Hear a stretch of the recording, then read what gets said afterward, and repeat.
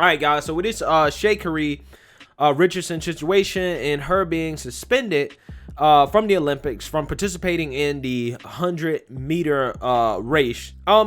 This was one of the rare situations, right? The rare situations where the left and the right can both agree, right? We can all come together as Americans and say how stupid and silly it is that an athlete is getting suspended for smoking weed. Okay?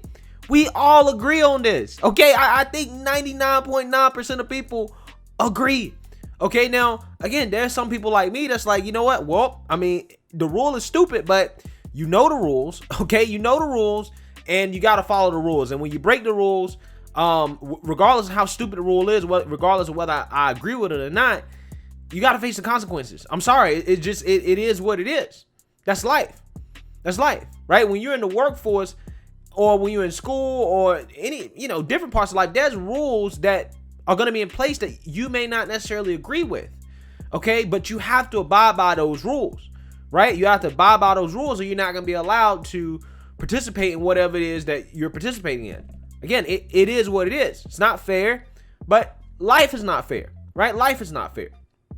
And that's a nuanced kind of practical position when it comes to the whole Sha'Carri Richardson situation. And I think that that's a position that a lot of conservatives take, right? Because conservatives tend to respect law and order and rules and regulations, okay? We have laws for a reason, okay? We have laws for a reason, right? Liberals, on the other hand, or leftists, they like dysfunction, right? They like dysfunction. So they want to, go ham against the laws and talk about how unfair it is and to call it out and to, do all this and that, which is the same thing the right does. But the main difference is that the leftist arguments are always driven by emotion, okay? And with emotion comes the accusations of sexism and discrimination and racism and things that, again, just don't really help, right? It doesn't really help, right? And not really give practical advice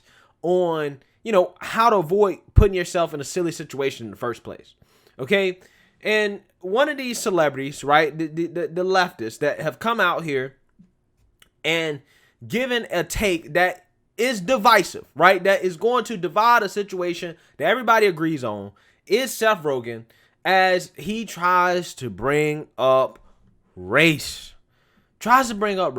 And like I said, man, it pisses me off because it's 100% unnecessary.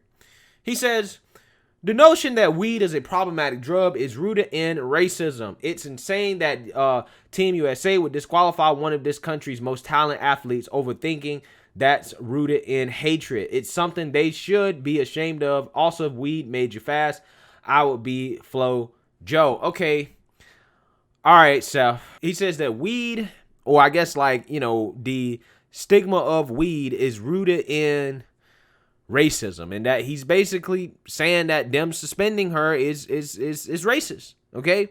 And this is a similar take that I've seen from people on the left in regards to this situation, right? Specifically people on Black Twitter that want to bring up race and how they're trying to bring down the black woman. Okay. When, it's just funny because it's almost like they just ignore recent history. When Michael Phelps, who's a white man, right, the most privileged person in this society, right, the white man, was suspended for 3 months in 2009 for having a picture of him smoking weed leaked on the internet. He never tested positive, but he was suspended from USA swimming team for 3 months just because there was a picture of him smoking weed. He didn't test positive. She tested positive. We know for a fact she was blowing down, okay? Blowing down, right? Elevated, okay? We know for a fact the Olympics were around the corner, and this is not a Team USA rule. It's an Olympic rule. It's an international rule. Again, it's a stupid rule. It's a rule I don't agree with, but it's an international rule. She was suspended. It is what it is. Right? I feel bad for her. I wish she could run. I wish she can go out there and kick ass for Team USA. It's nothing more than I would love to see her go out there and be successful. But she broke the rules. There's nothing racist about it because we know that the enforcement of this rule is not based on race. Nothing about this involves race whatsoever, but you have to bring up race. You have to talk about racism when there's no race involved whatsoever, right? And this is what I'm talking about, guys. When I'm talking about how there are just some people in society that just cannot be criticized, or that when things happen to them, it's automatically has to do with their race or their gender, right? It's automatically has to do. Oh, you trying to put down women? Oh, you trying to put down people of color? This, that, and the other. Instead of focusing on the practical advice, which is to say, hey, listen, Sha'Carri, and she knows this herself. She knows she ain't got to be told this because she's mature enough and she's a smart enough young lady to understand. You know what? I made a mistake. The rules are there. I did it anyways. I just, hey, it is what it is, right? I was coping at the loss of my mother, but hey, these are still the rules. There's no excuses. She's smart enough to see that. She's smart enough to understand that she doesn't have to bring up race because she knows it has nothing to do with her race. It has everything to do with her actions.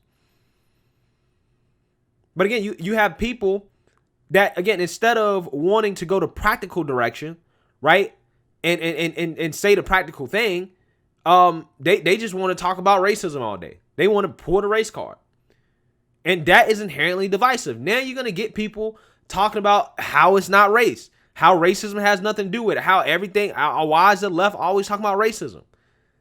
That is what divides people, right? I mean, you had Donald Trump Jr. He been tweeting about this for so long, right? There's people on the right that's all like, yeah, this is ridiculous. She can't smoke weed, but a man can compete in the Olympics, right, against women, but she can't smoke weed. Everybody on the right was saying this. We all supported this. People on the left was like, yeah, this is ridiculous. But no, the left, instead of judging the situation on the merits of the situation, on the actual merits, they have to bring in race. Now, all of a sudden, that's where the divisiveness comes in. Because obviously there's going to be people, particularly on the right, that are not going to agree with that. They're going to say, no, it doesn't have anything to do with her race. There's no racism going on here. She just didn't follow the rules. And then you're going to go back and forth about how the rules are racist and how racism is in, society and how it's systemic and all this other stuff that the left loves talking about. Blah, blah, blah, this, that, and the other.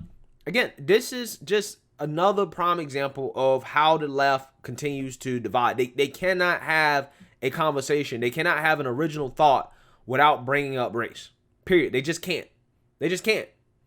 And this is why I'm so pessimistic on where this country is headed in terms of our rhetoric and dialogue, because we can't even talk to each other. We can't even agree on basic facts without bringing in things that don't matter, without talking about racism or sexism or this or that or something that, again, has nothing to do with the situation. We can't do it because you have these race baiters, these race crusaders whom just are trying to cause chaos. They're just agents of chaos. That's all they are. That's all they are. All they want to focus on is just race. That's all they know. They don't know anything else. They can't analyze any situation outside of that. So let me know what you guys think. Make sure you like, comment, and subscribe. Most importantly, share a Black conservative perspective. Peace.